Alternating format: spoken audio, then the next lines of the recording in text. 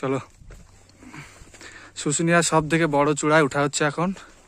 দেখো তোমরা চূড়া কত লম্বা।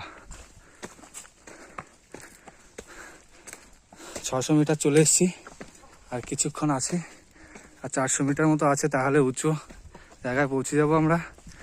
সামনে আছে Abhi Pandit. Come back, look at me.